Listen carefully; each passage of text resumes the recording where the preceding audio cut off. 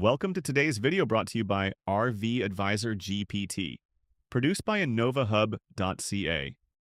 Welcome to The Explainer. So glad you're here.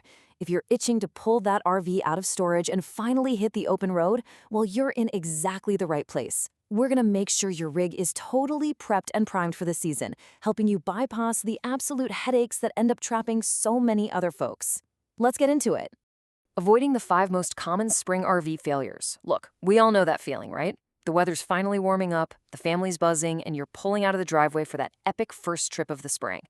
But man, there is a harsh contrast between that initial thrill and the absolute nightmare of a roadside breakdown on day 1. A breakdown that, honestly, was entirely preventable. So today, we're diving into the data from our source material to make absolutely sure you're the one cruising down the highway, not the one sitting on the shoulder waiting for a tow truck.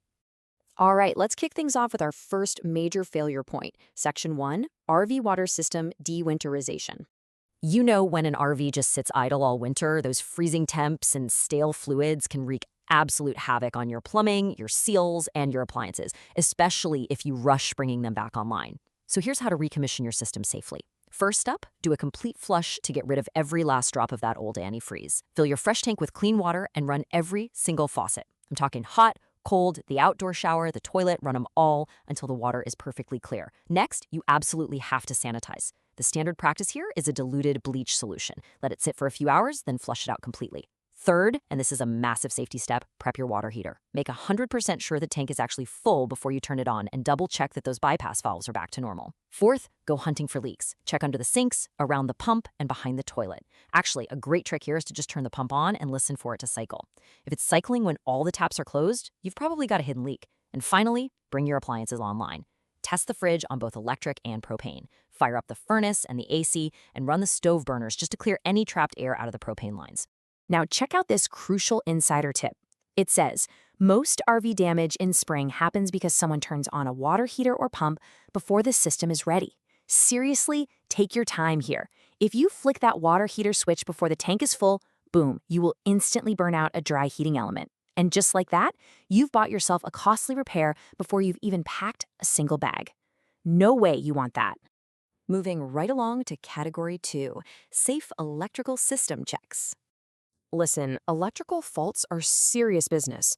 We're talking about things that can fry sensitive appliances, start fires, or just leave you completely stranded in the dark. In fact, severe electrical issues are one of the very few things that can literally total an RV. So, 12.6 volts or higher. Memorize that number. That's your baseline. That is exactly what you want to see when you check the voltage of a healthy lead-acid battery. And hey, while you're poking around in there, take a second to clean the terminals, tighten up the connections, and top off the water if you're running flooded batteries. After that, you need to verify your converter and charger are actually doing their jobs. Just plug the rig into shore power and keep an eye on that battery voltage. You want to see it actively rise to somewhere between 13.6 and 14.2 volts. That jump proves your system is charging like it's supposed to. Because you never, ever want to be left chasing electrical gremlins in the dark, these next safety checks are pretty much mandatory. First, physically inspect your shore power cord for any wear and tear, and please always use a surge protector if you've got one. Then, head inside and test your GFCIs and regular outlets. Next up, run a 12-volt system stress test. Turn on all the lights, kick on the fans, run the water pump. If you see those lights dimming under the load, you've got a voltage issue that you need to track down immediately. Finally, if your rig has an inverter, test its output under load and make sure it switches smoothly between power sources. And this brilliantly illustrates why you can never guess with electrical faults. If something seems even a little off during these checks, don't ignore it. Track it down or just call a pro. Let's pause for a moment to thank our sponsor, RV Advisor GPT, your free digital co-pilot for RV life. When something goes sideways on the road, at the campsite, or in your driveway, RV Advisor GPT is ready with instant advice 24/7. Visit www.rvadvisorgpt.com and keep expert RV help close at hand. All right, let's move to our third category, roof, seals, and exterior inspection. Water intrusion is without a doubt the #1 silent killer of RVs. Guarding against it takes absolute vigilance, mainly because it almost always starts incredibly small and stays totally hidden until, well, it's a massive problem. So let's map out your exterior inspection to catch things early. Start way up top. Check the roof condition, and I mean every single seam, vent, skylight, and antenna. You are actively hunting for cracked, lifted, or just straight-up missing sealant. Once you're done up there, move down to the sidewalls. Inspect the caulking around all the windows and doors, feeling for any soft spots or looking for weird discoloration. Next, pop open your compartments and doors to make sure the seals are intact, closing tight, and aren't showing any signs of past leaks. Finally, you gotta get low. Do an undercarriage check looking for any loose panels, exposed wiring, or physical damage from last season. Oh, and a quick self-correction here. When you do find spots to reseal, make sure you are only using RV-compatible stuff, like lap sealant. Never, ever use regular household caulk on your RV. Just don't do it. Look at this. By the time you see water damage inside, the repair is already expensive. It's so true. Think about it. A tiny, invisible crack in a roof seam lets in just a few drops of water every time it rains.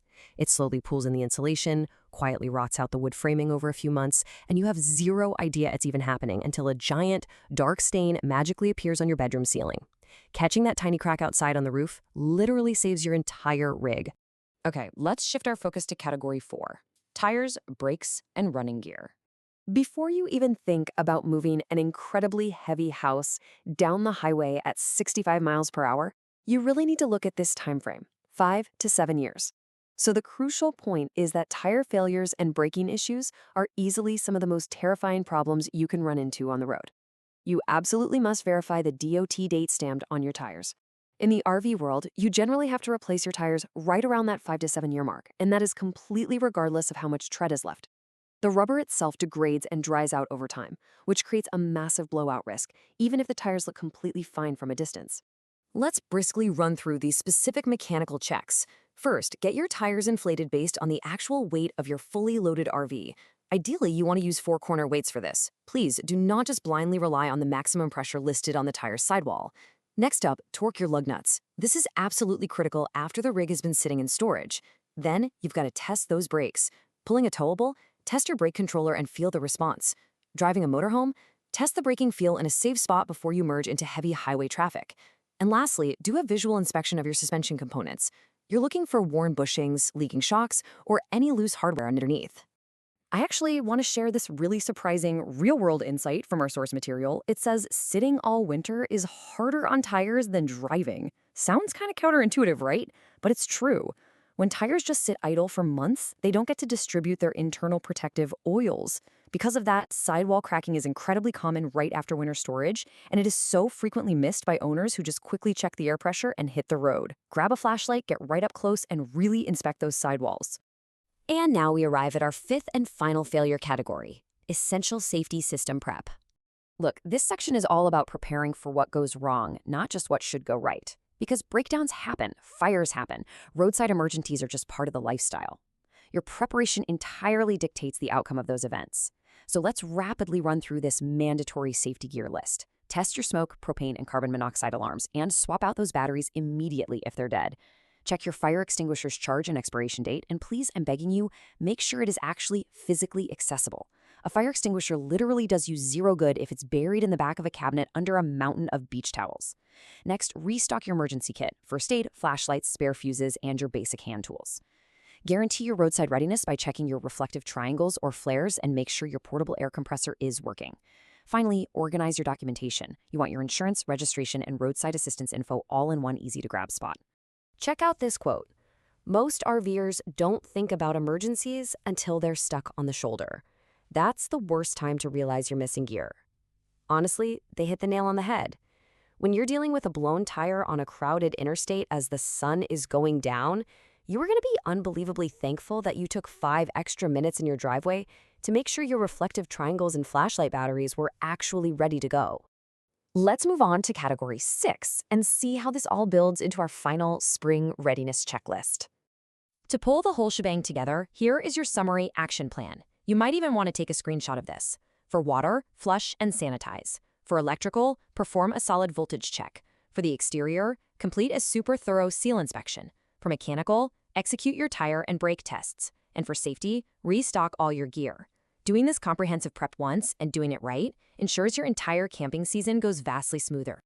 So, I want to leave you with this final provocative question. Are you rushing to the destination or are you taking the day to ensure you actually get there?